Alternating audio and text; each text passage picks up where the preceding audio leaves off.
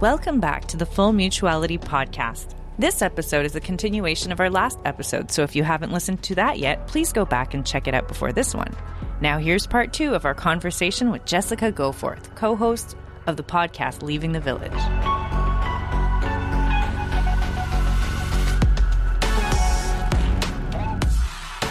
So I want to go back to your story of being in solitary. It sounds so scandalous. What did you do? They put you in solitary. Right. Pretty much nothing. So you were in this prayer room, and how long were you in there for? 4 days. 4 days, just by yourself. But I think that even worse than that is you had no idea when you were coming out. So you could, after 3 days, be thinking in your head, when are they ever going to let me out of here? I didn't know if my parents knew I was in there. I didn't know, everyone was gone. My class had all gone on a little trip. And so they were all gone. And I was like, everyone's pretty much forgotten me. It really felt like I'd been stuck in a room and forgotten. Nobody visited you that you didn't have? Yes. Okay. No, they visited me daily. Okay. Someone brought me 3 meals. It was usually another student, like my roommate or another girl from the same floor, was just said, hey, pick up a plate of food for Jessica. Make sure it has nothing on it that is exciting, the most basic food. And so they would bring it and they drop it off. And then I would then someone would come by later and ask for the tray and I would give it back to them and it would go away. So that was 3 meals a day. And then in the morning, someone would come and sometimes it was the same person, just some student that they said, hey, go give this stuff to Jessica in prayer room on the 10th floor. And so they would knock on the door and it would open because I didn't have any way of controlling that. And they would hand me a pile of materials to do and assign a list of assignments on the top of the materials that they handed me. They were all ATI materials, like different types of booklets and stuff. And then at some point, someone would come and either ask me to give them all of the stuff that they had asked for or recite all of the things that I had been asked to memorize. And then they would leave and that would be the end of the day. And then at some point, every single one of those days, all 4 days, someone would show up and take me to a counseling session. And I put that in air quotes because it was very weird. Well, it wasn't counseling. I mean, one of those stories sounded very, very traumatic. It was... every single one of them was traumatizing. I'm thinking of the one where he threw down a Bible in front of you and was like, what is this? And you're like, what your question is this? It's a Bible. What am I supposed to say? And that's what I did. I said, it's the Bible. And then he thunderously screamed at me, it is the Holy Bible. Oh, and the fact that you did not recognize that it is the Holy Bible means that you have the sin of whatever in yours. I don't even remember. The sermon went from there. Wow. Got a nice monologue at you for hours. And he gave you a sermon by yourself. God. He gave about me how you didn't see God's holiness in the Word of God. Mm-hmm. Yeah. Yes. Yeah. And how I didn't recognize God's holiness or the holiness of the Word of God. And that was my problem. And I was like, it almost feels like they came in with a set of questions to trap you, off the bat to figure out, we're going to let her know she has a problem. And we're going to, I wonder if these are back pocket questions they used on many people. And yeah, it really felt like, it very much felt like this was a routine they went through many times. They had it down. And that's why I labeled the podcast brainwashing, because it was very intentionally, everything had been honed to work the way that it did, which is to break you down. And, I would have done anything to get out of that room. I would have said anything they wanted me to say. Recited anything they wanted me to recite. My roommate, who I had been rooming with before that, we had been rooming for about 4 or 5 months at that point. And we were great friends. She says that when I came out, I was not even the same person at all. She said, you went in one person and came out someone totally different. I was very withdrawn. I couldn't even tell you because it was me, and I don't know how I changed. It's hard. Even you're like, I don't know, I changed. Okay. I just remember being miserable. and just wanting to go home. And it was a very rough period of time. And I went home that Christmas heavily dealing with PTSD, and I did not know that. And my family didn't know that. And so there was a really big, ugly family scene with my parents where they threatened to send me back instead of letting me spend Christmas at home with the family. And that was deeply traumatizing. I was able to stay for Christmas. Do they know about what they put you through? They knew after the fact. They didn't know I was locked in that room until after I was released. And they were like, well, I mean, your teacher told us she was going to try to, make an example of you, and did we mind? And so that's when I realized that this was more about solidifying power and control in the entire training center. And these places had, from what I remember you describing, cameras outside the doors, and like there had been attempts of people to run away, but they were on it. As soon as you left those doors, they knew you were out. They had cameras. Things went into lockdown. The building would go into lockdown. Yep. The building would go into lockdown, and alarms would go off. The whole, like a fire alarm type of thing. So there's no way out. Go off if you opened the door. Yeah. No, there was no point in even opening the door, to try to go out. And there were cameras in all of the stairwells and everything, so they could monitor which direction you went, if you tried to run. Oh, wow. But again, the doors would lock down. This happened regularly. Because you have the low man, and then you have the kids whose parents are paying to have you there. They're regular homeschooled kids that grew up fine, quote unquote.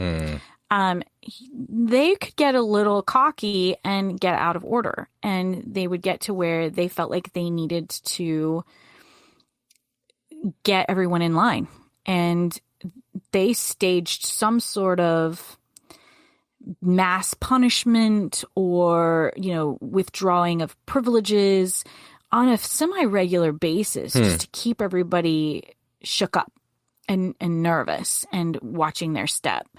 And I really do believe that I was just one of those stunts. And because I was halfway decently well known, because I was kind of social, and so people knew who I was. And so when they made an example of you to scare the other kids as well. Exactly. So you can keep way more control over everyone when you have done this once. Right. You only have to do it once. Right.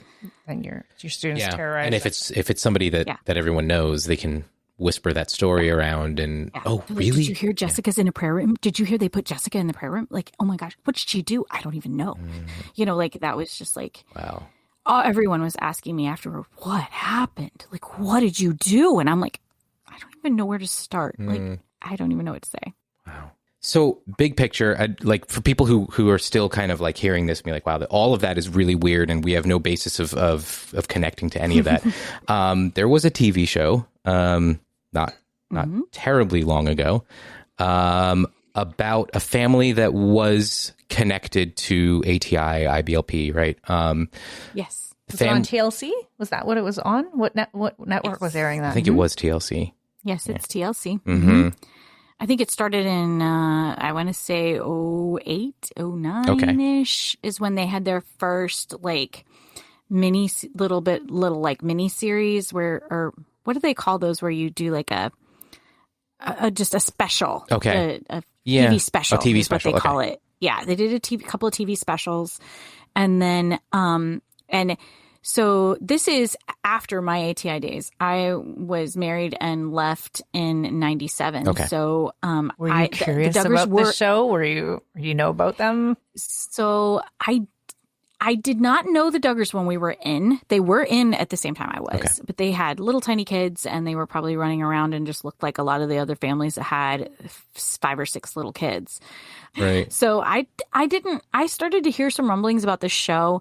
And I was like, yeah, that's about the last thing I ever want to watch. And then it probably wasn't until more like the 2013, 2014 period of time that they started to be like, and I think it was about 2010, 2011 that I pulled it up and watched a few episodes online. Okay. And the show's called 19 Kids and Counting, am I right? Counting. Okay. Yes. Yeah. And I was just like, oh my gosh, yeah, they are ATI. Like this is, and I don't think I made it through an entire episode before I was like, too much. I can't do this. Like, it's just, I was deconstructing hard at that point and like so done with all things ATI. And at that point, I had started calling it a cult. So wait, just getting back to the show, the way they presented it was, I guess, romanticizing ATI. Oh, yeah. Okay. Oh, yeah. Okay. Yeah. So I can see. And they don't really mention ATI or IBLP. Like, you just knew it was.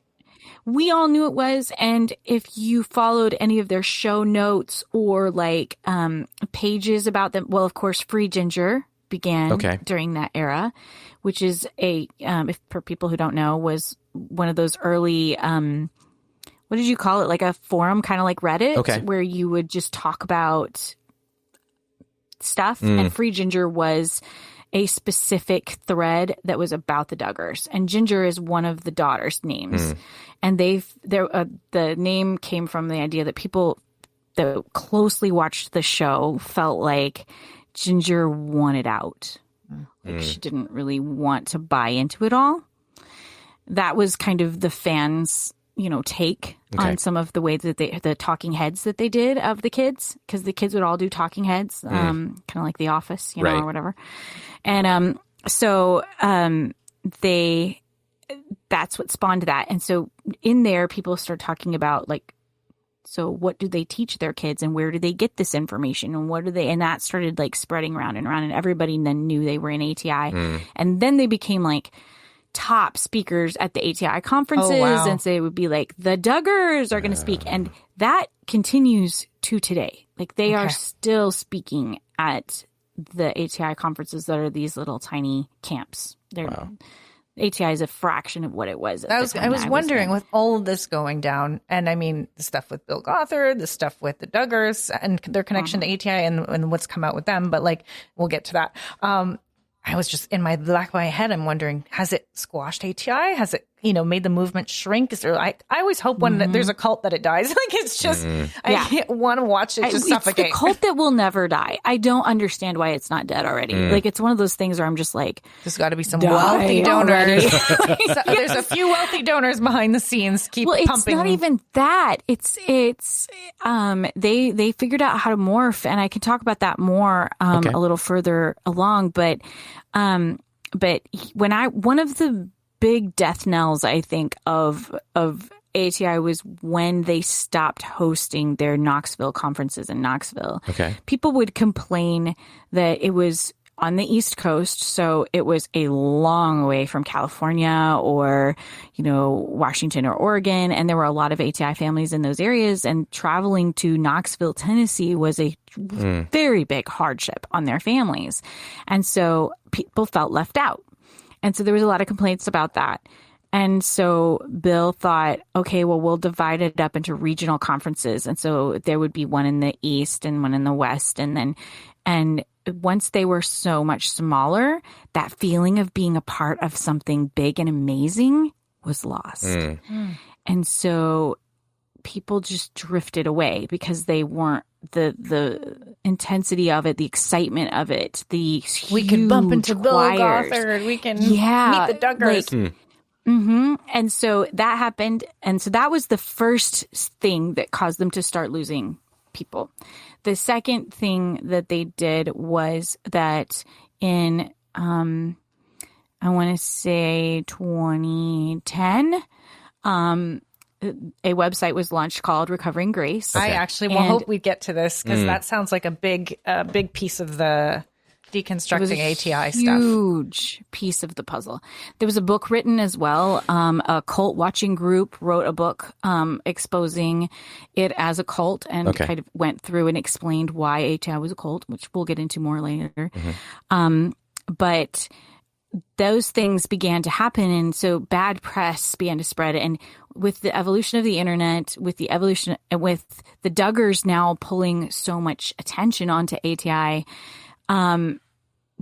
people were kind of like, am I involved in something weird? I think a lot of the more mainstream people that had been in and using other things to actually educate their children, but were coming because it was cool to be an ATI, suddenly it wasn't cool anymore. So I think that was how it began to shrink. But really, it's the internet. So the website was called Recovering Grace. Is that it? .org. And it was a website dedicated to telling survivor stories of people coming out of ATI. Okay. Like stories like yours that you went through. In fact, my story is on there. My story of it's called my ITC prison sentence, I think is what it's called. And it was released in 3 parts or 4 parts. Okay. My roommate's reaction is the last part, and it's really, really good. But I wrote it, and it was the first time I thought about it again. Like, this is the type of thing that I left and was like, that was super embarrassing. Like, I don't really want to talk about this. I don't want people to know about it, which is a very typical reaction to PTSD or PTSD reaction is to just almost completely forget that this happened. Right. And so writing this, that we were talking in online forums about our experiences in ATI, and it came up that I had been in the prayer room, and people were like, wait, what? You weren't an LIT, a leader in training. And I said, no, I was a regular student. They're like, I didn't know that happened. And I was like, it definitely did, because it happened to me. There are other people that it happened to. I'm not the only one. But at the time, it was like hard to find us. So someone they encouraged asked me you to share your story about it. And I had no idea what was going to dredge up for me. Was not prepared for that. And I was also not prepared for the backlash from the leadership that was there at the time. They came after you? Oh, wow. And they contacted Recovering Grace and was like, she's lying. This didn't happen like she said it happened. So they did their due diligence, their team, because they weren't friends of mine necessarily. I mean, some of us kind of knew each other from online groups, but they did all of their due diligence, and they contacted me and they said,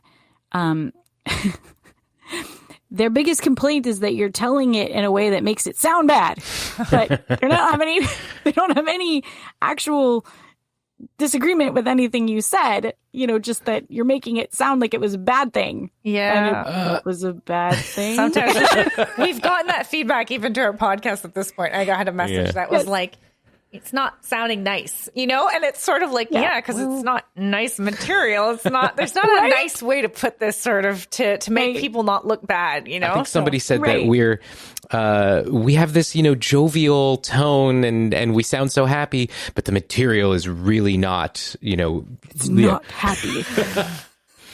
Well, sometimes, how dare you? I know, right? How dare you laugh while you're presenting tough material? I know, it's so funny. And the other thing too is that the few people that they talked to, I think I only talked to like 3 people who tried to say that my story was not true, and the other person that they talked to that was like adamant that it wasn't true wasn't there.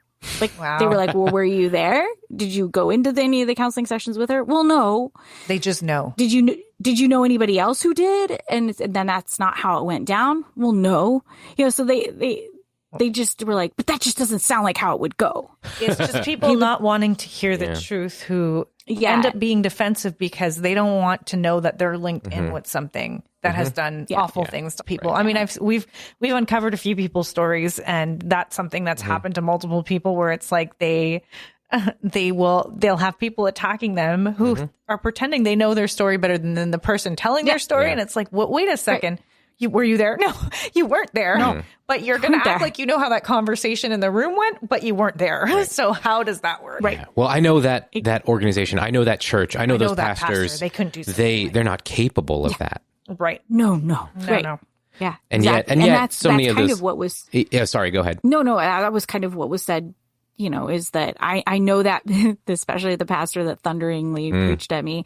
They're like, I know him. He was the nicest man ever. And I'm like, I'm sure he was a very nice man. I didn't say he wasn't a nice man. I just said he preached at me at the top of his lungs. And, that's how it happened. Yeah. You weren't in the room. It was kind of, and it's one thing to sit in his congregation and have him preach at you like that in your congregation, but it's a totally different thing to be a tiny little girl in a room alone with this, Yeah, once you've been terrorized for a few days straight and you're having to listen to them yell at you.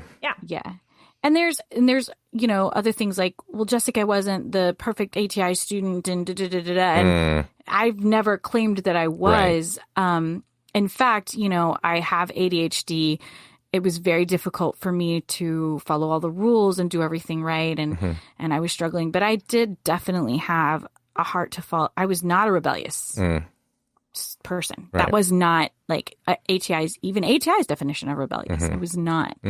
And that's been something that's been hard for me to grapple with ever since, because you're drilled into your head this concept of rebellion being the ultimate sin. I mean, you should be stoned. Wow. If your parents were, you know, devout enough, they'd stone you if you were rebellious. And so, and of course, what's rebellion? Whoever decides it is that day, you know, like that was very terrifying as a young person. And so I was very, very much, I spent most of my teen years very afraid. Yeah. Just afraid. In case anyone is wondering, when you use the word stoned, that doesn't mean a good thing.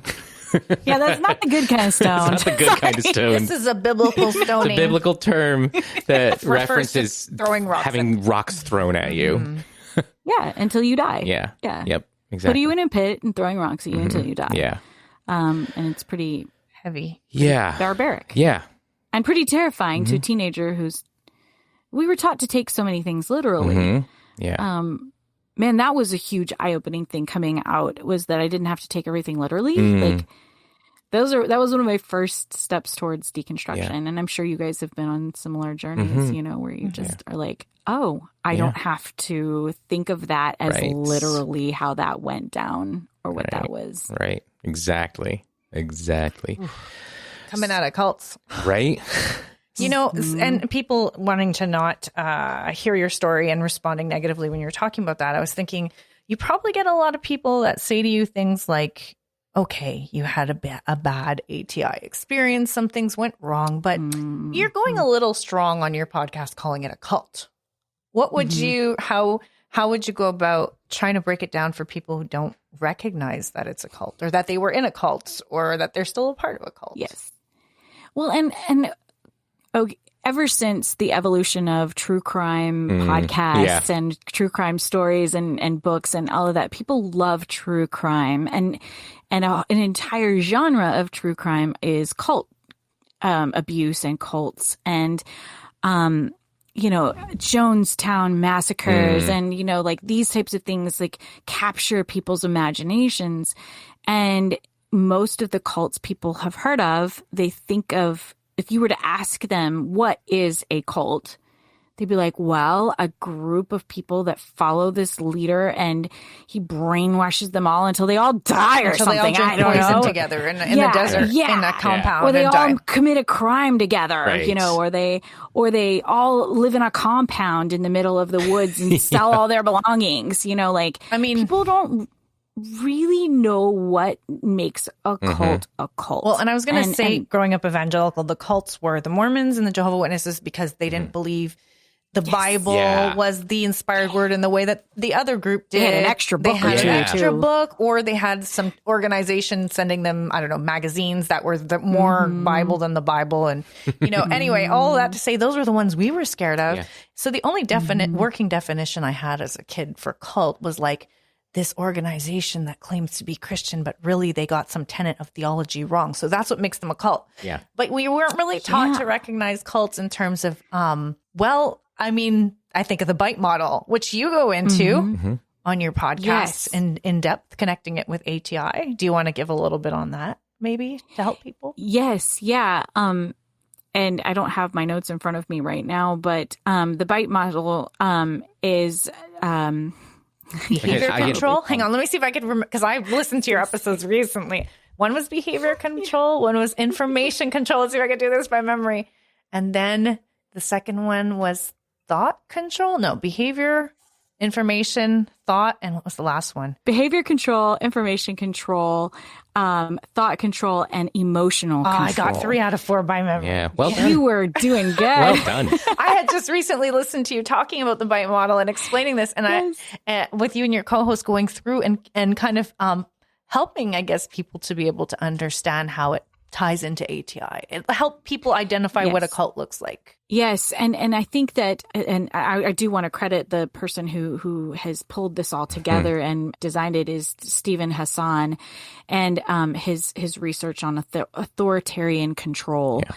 And so cults fall under authoritarian control groups that are authoritarian and controlling. And so that's what was helpful for me, because a lot of people are like, again, what makes something a cult? And there are jobs you can get where it becomes a cult, in that there's so much of the entire system is controlling. A lot of people feel like working for places like Amazon is almost like a cult, and that they require you to think a certain way and never speak against the organization and those types of things. So we went through the BITE model and just talked about the behavior control that was involved in ATI, the thought control that was involved, the information control, we were not to have access to TV and regular media.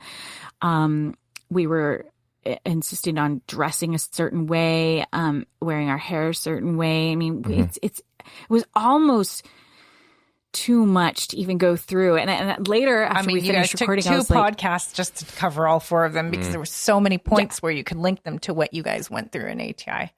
It would have been easier for us to go through and be like, ATI didn't force us to have sex with anyone, and ATI didn't you didn't have to drink poison together. Rituals involving that. I mean, obviously their understanding of marriage was that it was implied consent for the woman. Right. No such thing as marital rape. So then we know that absolutely was happening. If there's no mention, or that's not possible, then that's what's going on. Yeah, it definitely happened, and was definitely something that we were almost expecting, But sort again, of groomed for it mentally a bit, because you're not allowed saying no. So and ATI was absolutely. It's run by a single man who had all sorts of desires to prey on young girls, and so it was imperative that there was no sex education. It must be structured in such a way that there was nothing in any materials that you could get a hold of, even materials that were designed for married couples to have, that would give you any sort of sex education. Wow. So ATI was adamantly against sex education of any sort. You were supposed to figure that out after you got married. Wow. And I remember being taught that it was just natural. Like animals know how to have sex. People know how to have sex. You just get married and it works. You know nothing about it and you'll just figure it out. Yep. And that was a big shock to find out that's not how that works. No, at all. Not at all. For the cult stuff, I encourage people, we'll put it in the show notes, the BITE model for anyone, because I think, and this is the point where I was going with that, is a lot of people might be in a cult without knowing it. I think, especially within evangelicalism, fundamentalism, a lot of people may not even know what to look for, apart from they've been taught it's about doctrine. And in the reality of things, it's a lot more about control. It's about control. I mean, you mentioned in one place in your podcast that the really weird rules that you guys had. And one of them was when you were supposed to smile at someone for 5 seconds, even once they turned around. And I was like, what? Yeah. This is so weird and bizarre. That's some weird crap. I don't even know what to say. Yeah. That type of stuff. We were taught that there were different types of smiles, and we were taught to practice them. There were ministry smiles. There were, servanthood smiles. You were supposed to have there was a happy smile where you were just happy. And there was, this open smile that invited people to be comfortable with you. And then there was this ministry smile we were supposed to cultivate, which was, and the idea was that we were never, ever supposed to communicate negativity. A lot of spiritual bypassing. Yeah. Spiritual bypassing through emotional control. Yes. Yeah. And I battled a lot of depression as a teenager. Wonder why. You wonder why. And I've often, it took a long time for my therapists that I have now to go, do you think that cult could have caused this? Because it coincides, because I just thought I had hormones, I was a hormonal teenager and was miserable. But I was miserable, but acting happy all the time. And very, very, as long as anyone was looking. Yeah. Having to like bury that deep down inside. But I wanted to touch on, you mentioned, how you guys weren't taught about sex. And we mentioned the Duggars. We started with that. And I wanted to go back to that because we didn't actually cover that story. But I mean, that story, so they started as a popular television TLC show, where they were 19 kids, part of this Duggar family and part of ATI. They got very popular within ATI because of their celebrity status. And then comes out that the Duggar, Josh Duggar, who's one of the older kids. I don't know if he's not. He's the oldest. The oldest? Okay. He's their oldest son. It started coming out of stuff he had done in the past to his sisters, sexually molesting sisters, abusing them. And then, the parents dealt with this. I don't know if they dealt with it originally through ATI counseling or if that came later on, but this was their solution to dealing with. Yeah. So if I remember the timeline correctly, and again, I don't have my notes in front of me from when, but my podcast host and I have done episodes on just the Duggars and Josh Duggar's scandals. And she was the one with such extensive notes and did a great job of exposing all of that. But ATI was their go-to to fix Josh. And I would put that in air quotes again. Right. By a lot of the idea was like manual labor and, go to these training camps, also work hard, confess your sins, and God fixes everything if you're a sexual predator. Yeah. And then there were things that they would like modify, like they made the girls wear different types of clothes to bed, like different types of pajamas. We were talking little girls, 5, 6, 7, that he was preying on. And so there was that type of stuff where ATI was like, well, you just need to make sure that modesty is practiced in the home. Wow. What a message would that send to the girls about whose fault is what?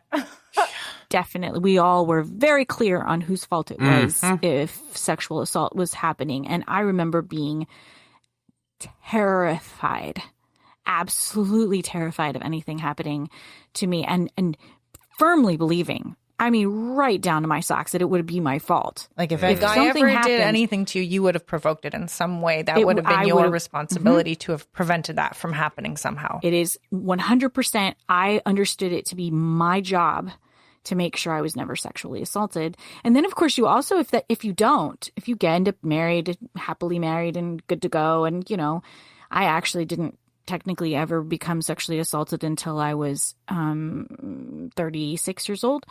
Wow. And so dealing with it then was really, really difficult for me because it was so clearly sexual assault that I didn't, I wasn't drunk. I wasn't out on a date, that type of thing. But I had been so thoroughly groomed that you take full responsibility as the woman. Your body is already a temptation to men. And just by existing in the world as female, this is what you were taught. It's not true, but this is the indoctrination that's been part of your... Yes, this is what we were taught. Yeah. And so unlearning that, you teach that to little kids and it doesn't go away. No, it doesn't. And then Joshua ends up married. Yes, he marries Anna Keller, and I believe was her name. And they start having babies right away, like you're supposed to. And it came out in, I think, 2013 that all these scandals broke at the same time. I think they were about to go on Oprah, if I understand correctly. And Oprah's team was doing their due diligence. And I think they'd actually already flown them in, like they had just arrived for the taping. And her team comes like rushing into her office going, there's stuff that we're reading. I don't know that we want to do this taping.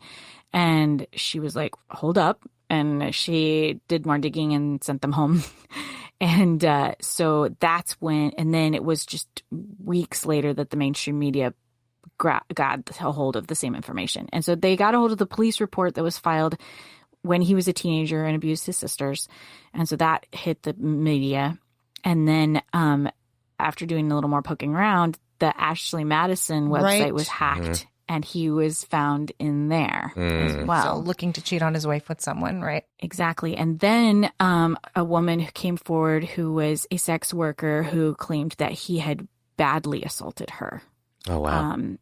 And so that, and if I'm not mistaken, there was more than one sex worker who claims to have been badly mistreated by Josh. So all that comes out, and TLC cancels the show by 2014, I think. Okay. 2015. It's around in there. So they tried to reboot it by just focusing on the other younger kids, the Counting On, who were married and having their own kids. And as these scandals just got worse and worse, and as Josh was arrested for possessing child sexual abuse materials, they canceled that as well. So yeah. And I guess bringing the Duggars and why I wanted to talk about this specifically and how it ties into ATI. I'm guessing for those who have gone through ATI, who are in it like you for a decade or more, the fact that he was charged and found guilty. What does news like that, what is it like for survivors of ATI to hear that? And what kind of an impact does that make, a guilty verdict? In someone who's, I'm guessing his dad did a lot of covering for him and defending of him. Probably a lot of the whole ATI movement might have rallied around those who were still in it, possibly. I don't know. Yes. Yeah. ATI family housed him during, the trial so that he wouldn't have to be in jail, and they uprooted their entire family so that they could make a room for him to be comfortable, outside of jail during the trial and all these things. Like, for those of us that have watched our friends, our close people that we have walked this journey of trying to hold Bill accountable for his sexual assaults, we just didn't have a lot of hope that Josh would actually be convicted. And as the people that followed it closely became more and more disgusted by what was in what they found on Josh's computer and what he was doing and into, it just became so horrifying. And there was just so much of the exploitation of children that we all felt we had been so exploited by being kept from information that would have kept us safe by, or at least allowed us to have a vocabulary to report things that happened. So many of ATI young people have stories of being assaulted as children, sexually abused as children, and having no clue, none, until they were full adults. So how do you hold anyone accountable when statute of limitations run out and all these sorts of things? And so the day that verdict came down, we were all calling each other and just sobbing. It was just, I don't have words. Kathleen and I, my podcast partner, recorded our reaction to the verdict. Actually, we tried to record it in the car because I was driving and it was that day and our emotions were so high and the audio was so corrupted we weren't end up able to use much of it. So we recorded again about a week later. And just talked about all those feelings and all the phone calls we had and the sobbing and when Kathleen called me to tell me the verdict, because I was not watching the news, I couldn't even understand her. I was like, Kathleen, I can't hear you. I can't hear you. Hold on. I'm going to put in my AirPods so I can hear you better. And my daughter was with me. She's like, what's happening? I'm like, I don't know, but Kathleen's crying. And she's like, oh no. And I put in the headphones and she's like, guilty, guilty, guilty, guilty, guilty. And she's like, just repeating it over and over. And I just was instantly crying as well. I mean, it's very hard for people outside of ATI to understand. I think maybe anybody else who has also endured childhood sexual abuse and felt like their abuser would never see any accountability, it was probably very emotional for them as well. But it was a very emotional day. It felt like a collective sigh for the whole ex-ATI community who had watched cover-ups or had watched people get away with stuff, and where it felt like this organization had so much power and the people doing damage were just getting off the hook all the time. Yeah. And the quiverful movement is idolized so much. I mean, even people who don't want to be adherents of it think it's romantic. They think it's cute. They think it's adorable. These enormous families with all their little kids in a cute little row. They're all and wearing matching clothing and all wearing matching clothes, and the mamas look so radiant and happy, and the hubbies look so proud and, virile, and I don't know, whatever all this was, it's like this thing that you're taught is this amazing. And so people on the outside get into it. They think it's really cool. And nobody seems to stop and go, wait, what would it be like to be one of those older children who's working your fingers to the bone to keep that family running? Right. Or then what it was like for me to grow up as the second generation and then have 8 children. The whole time going, I don't understand. Why did I think this was romantic? It's not romantic. It's hard work. Yeah. And I love my kids to pieces, and I wouldn't change anything, but at the same time, I would never recommend it to anyone. Right. Well, I have 2 kids, and anyone who has more than me, so anyone with 3+, I'm always like, wow, how? And like just in awe, and I take off my hat to you. And that's like just that having 2. So yeah, it's a lot of work having children. And as a parent with ADHD, you have a really difficult time. And, we've talked about it earlier in the previous podcast, just about us all having some neurodiversity going on there and some ADHD. I think we were chatting before we even got started about our ADHD, but yeah. Yes, yeah. And I'm sure anyone listening to this is like, yep, they all have ADHD. It's kind of clear with how our stories trail and go off on all kinds of tangents. Yeah. Yes, but it's even harder when you're parenting. You're trying to keep it all straight. You're trying to keep everybody's schedules straight.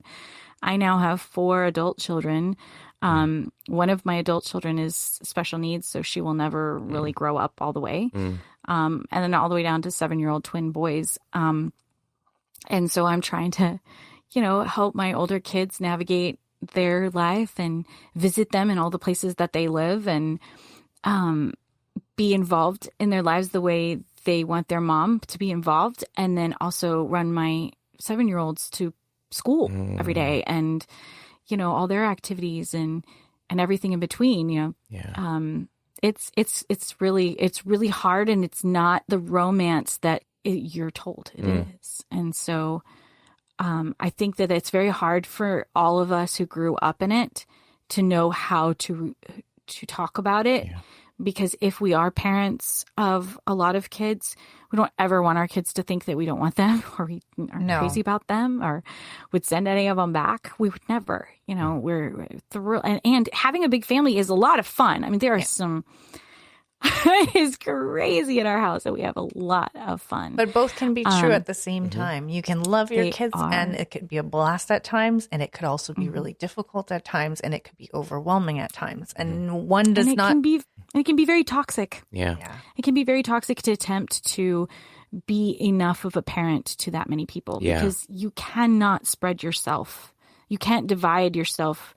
Each time you divide yourself, it's smaller. Yeah. Each piece is littler. Yeah. Right. Out.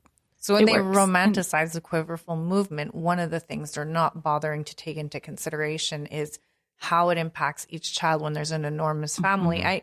I knew a very large family where when the mom got pregnant, she made an announcement and her kids started crying. They were part of a really big family, and it was that dividing of attention, right? It was like, now there's going to be even one more to have to share our parents with, and more responsibility taken on by the rest of the kids who are older.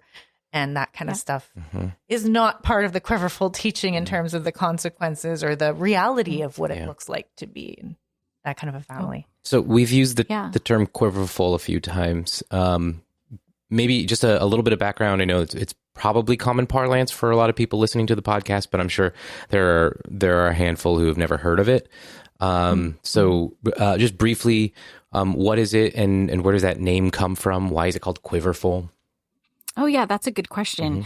It's from Proverbs, from a verse in Proverbs where I can't quote exact chapter and verse, but the verse is that blessed is a man who has his quiver full, and it says children are a blessing from the Lord, and they are as arrows in the hand of a mighty man. So are children of your youth. And so blessed is the man who hath his quiver full of them. So the idea is that if you have a lot of kids when you're young, and this is, again, it's male, very male, very, very patriarchal. This idea that you are more of a man if you have a lot of children and you get to mold them, shape them into your beliefs, your ideology. And I think in this case, it's even like your ability to conquer other peoples, other groups, because that would have been happening in that era of Proverbs, right? Is that tribes would be getting together and conquering other peoples, right? And so if you had a lot of children, you would have, and especially male children, then you would have more warriors and if they're your children, they're going to follow you in a way. And so that's what all of this imagery is. This is Quiverful is this image of having a whole lot of children that think and believe like you, who you can then send out into the world and take over the culture in a way. You can shape and mold. And I remember thinking, there's not enough of us. I mean, even if you're at this big conference, how many of us are going to have to make 12 babies before this starts to make a difference? And then the Trump era came. And here, I know, Gail, you're Canadian, so this is a little bit different for you. But for us, I stopped and I went, it worked. I mean, like the amount of propaganda that they poured into these families, these large families that they then took out with them into the world. But there are also a lot of us that have reacted really strongly. Yeah. I know Nate and you, and there are a lot of us that have walked away and are very strongly. And again, that circles back to the reason for my podcast. We wanted to talk about that. I want to know the inspiration for your podcast. What motivated you and your co-host Kathleen to take this on, Leaving the Village? Tell us, how long have you guys been running it? For a year now? It's a year, yes. And you finally met in person? Yes, we actually met in person. We've been in the same ATI recovery groups. We had these groups on Facebook since the early, 2010, 2011. But about when Recovering Grace launched, we all found each other and started these Facebook groups. And we would, talk and hang out and exchange stories and deconstruct together. And so I'd known of Kathleen for a really long time, and she'd known of me. And we got to talking on the phone during the lockdown period of the early pandemic. And, when you're sick and tired of staring at the same walls and talking to the same four people that are your best friends, you're kind of like, I'm going to call up this person and we're going to talk. And that's kind of what happened with Kathleen and I. And we hit it off. We enjoyed having some fun. I really wanted to talk about, I had read The Handmaid's Tale. And I really wanted to talk about it. And I mentioned in one of the groups, I was like, can we have like a group chat? Like, I need to talk about this book. And she was one of the people that called me up and was like, let's talk. I'll talk. She was recovering from a surgery, and we did. And we talked a lot. And one day we got to talking about the movie, the M. Night Shyamalan movie. Yeah, movie, The Village. And how much it impacted us when it came out. I think I saw it in 2005, which was a few years, I think, or right around when it came out, or just a couple years after. Probably around that time. I know I was still at Bob Jones when it came out, but I went with a few friends, and it hit. It hit so hard for me. Just a quick caveat. No, I didn't get permission to see it. It was during summer break. So get some demerits for that one. No, well, nobody knew that during summer break, I went and saw a movie. Bad. Good for you. Well, it was crazy because I saw it, and then because we saw movies pretty fast when they were coming out at the time. And then all of a sudden, all of us were talking about, oh my gosh, this is like, it reminds us so much of an allegory of ATI, of like the world that we were taught was going to be safe and keep us, and then that we were going to be exceptional. We were going to experience life in a way that was so special. We were not going to experience the things the world experiences, which is, if you've seen The Village, is kind of the point. They pull their families out into this compound in order to have, to be away from bad things, all the bad things. And they scare these kids to death to try to make sure that they don't leave. And we were also very afraid of the world. So we were talking about the movie and we were talking about all our feelings about it. And we were talking again another day. And I said, I've been thinking it would be really cool to do a podcast where we talk about this stuff and we interview some of our people that we've been with and just kind of get all this ATI. I mean, people love hearing about cults. Why don't we talk about ours? And she's like, sign me up. Let's do it. And she said, Jess, you know what we should do? We should call it Leaving the Village. And I was like, she said, like The Village. And I was like, yeah, that's awesome. So that was the beginning of that. Cool. So we started collecting show notes in the fall of 2020. And then by December, we were starting to do some recording, and we released our first episode, the end of January in 2021. So a whole year, a little over a year ago. Yeah. And at first we were going to be really consistent and like every week, and we had such great plans, and then it ended up we just threw them out as we got them, and we're still kind of doing that, and it's been really good. It's been Have you guys gotten some great feedback? Has anyone come to you to talk about? I'm just curious. Anyone who was trying to get out of ATI, listening to your show, maybe was helpful in that process of understanding?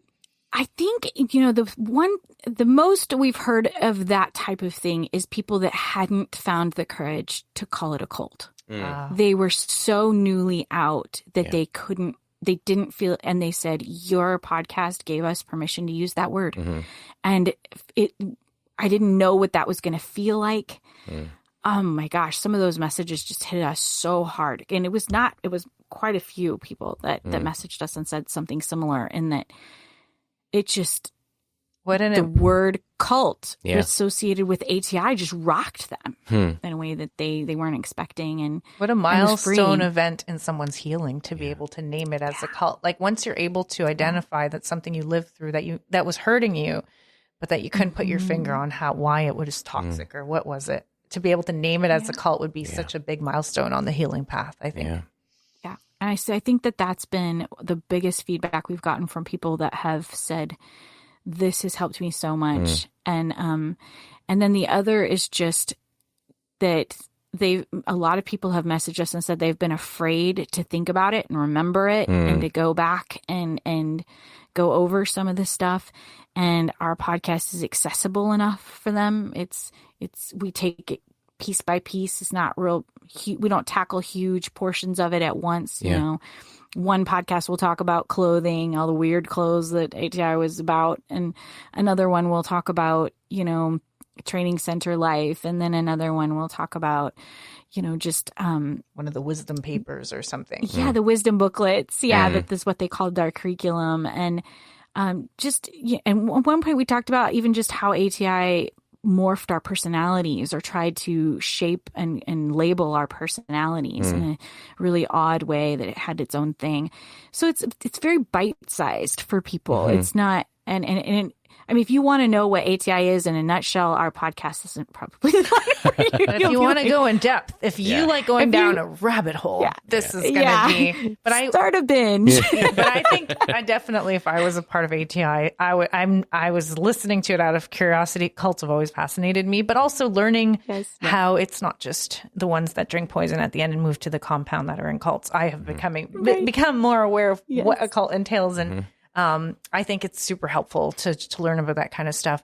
And even according to the BITE model, some of the ones that are household names, like a church that I used to go to, if you apply the BITE model, you start to wonder. But which one? Which one?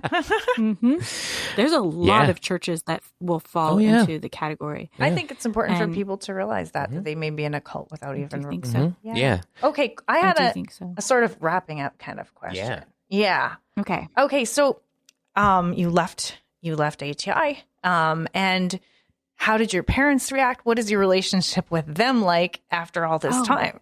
That is a very good question as well. So there is an episode with my mother. If you want to listen to that, it's also one of our most popular episodes because my mom is amazing and just her heart for wanting to be open about the process of us all leaving because they left at the same time we did, or my husband at the time, and we left, and my parents were done too at that time. And my mom actually yesterday sent me some notes. She's like, I'm ready to record again. She said, let's talk some more. And I'm so excited. She wants to talk too about how you applying the word cult to what we all experienced was hard for her because they signed us up for this, you know? And so, yeah, my relationship with my parents is healthy now and one that I think is not perfect and definitely it's hard for us, but we love each other and we're all very close, my siblings and I and my parents, and we try to be gentle with each other as we just sometimes confront, you know, this happened. Yeah. And sometimes my parents are like, really? I don't remember, but okay, you know, and they've been good at just being like, wow, we didn't even have any clue that was going to be what that was like. And what an example. And it's very rare. Kathleen and I both have parents that are willing to look at this and say it's messed up and we're really sorry and we wish we had never gotten involved. And it's been very healing for us. And it's freed us to pursue whatever therapies we've needed and to blurt something out, you know, at a family gathering. I think one Mother's Day, I ended up blurting something out at the dinner table. And my sister later was like, you ruined Mother's Day for Mom. And I was like, it's just right there under the surface. And I'm so angry, you know, and she's like, but Mother's Day? And, you know, to my mom's credit, she never made me feel bad about that conversation at dinner that Mother's Day, and I don't think she's ever mentioned it. I'm probably the only one that remembers. Probably my sister who was really mad at me. She's very much the peacemaker. But no, it's been good, and our family has walked out, you know, in our own ways, and created a lot of space for each of us to be where we're at. And I'm definitely the most vocal. I'm definitely the one who has deconstructed my faith the most. They've all had different levels of deconstruction and, you know, becoming healthier people after leaving, which has been such a wonderful process. But I love that my mom's willing to come on my podcast. That's amazing. That is amazing. I think that's awesome. I love watching parents, and maybe it's because we're both parents, me and you, Jessica, but like watching other parents who can admit they did it wrong. And I think I'm thinking of how your relationship with your mom and dad has been preserved. Not perfect. None of our relationships with parents will ever be. But I'm guessing if people leave cults and their parents don't, it kind of is going to be in ATI, you're taught to shun, if I'm not mistaken, anyone who leaves, right? Yeah. So I'm thinking. Well, there's a shunning process. Yeah. It's different than like, I watched, you know, some documentaries about like what's that cult that Tom Cruise is in? Oh, yeah. Scientology? Scientology, yeah. Scientology, yeah. There we go. I was like, it just left. But yeah, you know, they have an intense shaming process where you absolutely have to cut off people. We weren't taught that, but we were also, it was almost like reverse psychology where you're like, well, you should only socialize with people in. Yeah. So it's not explicitly stated, but it kind of creates that environment anyway. So by default, people who leave, you're going to ignore them and you're not going to be close to them anymore.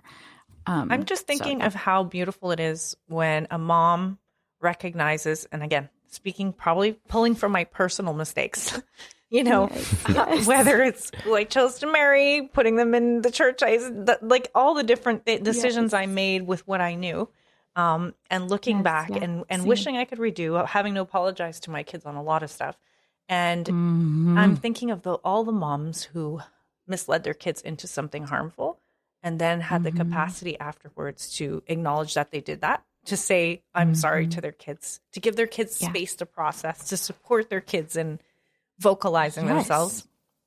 And then it's huge. It's huge. And the example that is for me, like, because I've had to do it with my kids too. My kids are adults now and they have no trouble telling me that I have screwed up massively on many, many, many occasions.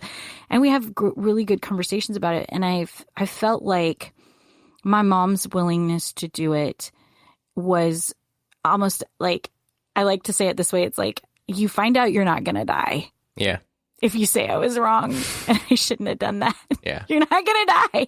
You'll live through it, because my mom lived through it. She said, I shouldn't have done that. And I hate that we did that to you. And I just had, and that was it. Like, she didn't say any, but we were trying to, unless I ask, what were you thinking? What were you trying? Well, we were trying to. Yeah. I just think that's such a beautiful example. And I hope anyone listening who, maybe they made a choice for their family and they're starting to question it, to know you can look your kids in the face at some point and let them know, hey, I recognize we led you wrong, or we didn't know that it was turning out like this. We didn't know that it was harming you in this way.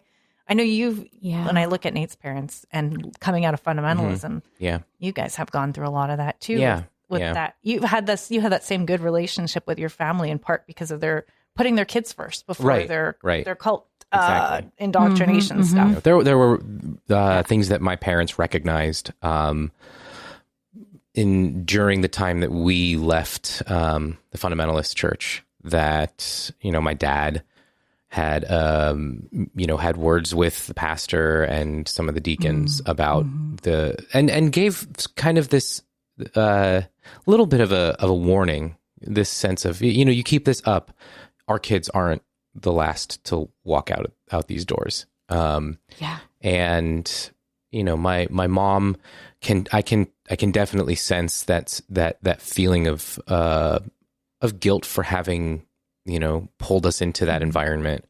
But we do have conversations from time to time about it. You guys have very open conversations. I think that's beautiful. I think being able to see parents putting their kids first, and that has helped me feel, despite the the messiness in our relationship, in many ways, of course, as is the case. Every family with her. Yeah, as is the case in every family. But I've because of the fact that they walked away from that with my brother and me, that was a milestone enough that unconsciously at the time, but now more consciously, I recognize that they are people I can trust, because in something big and life-changing like that they would also make the same decision as me and my brother.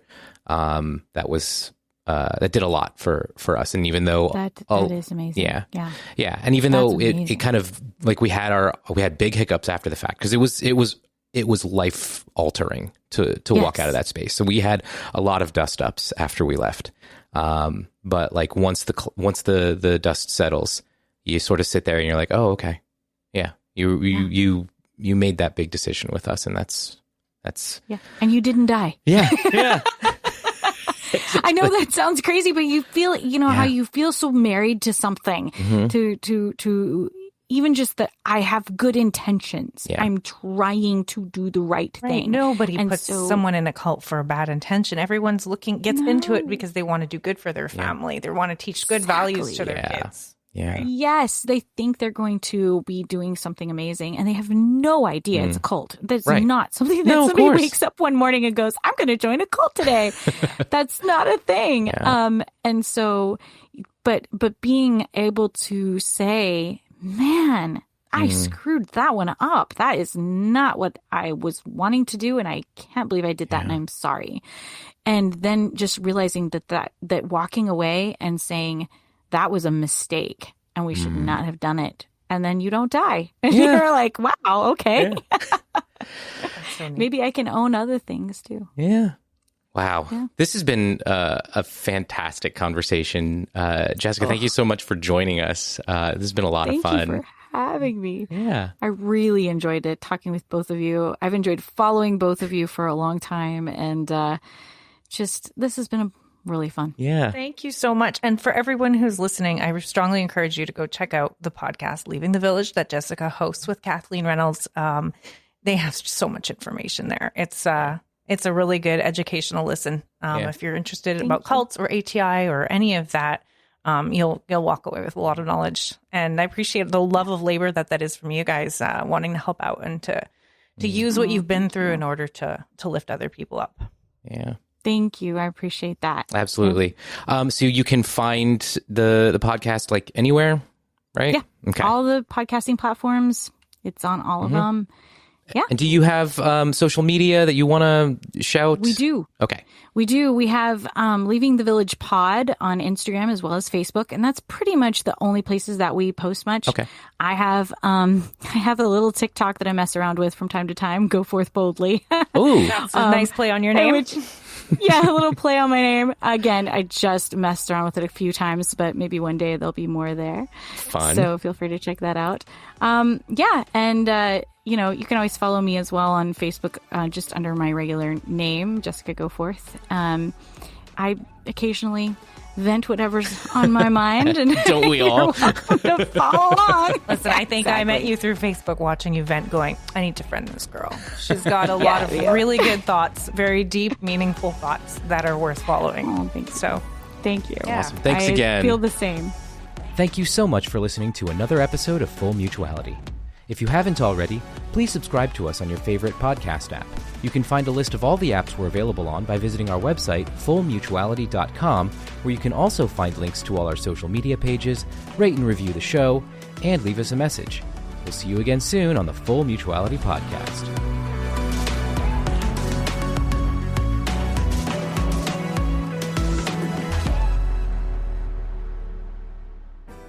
We live in an era of unprecedented access to information, news, and media. But what happens when all that information leads you to suddenly realize you spent the majority of your childhood in a cult? Well, we can tell you. Join me, Jessica Goforth, and Kathleen Reynolds as we take you into the world of cult recovery after all the emotional, psychological, financial, and sexual abuse we experienced as part of Bill Gothard's Advanced Training Institute. On our podcast called Leaving the Village, we talk candidly about our journey out and interview other survivors whose experiences will boggle your mind. We also cover breaking news as scandals continue to rock the twisted world of IBLP. Subscribe to Leaving the Village today so you don't miss a single episode.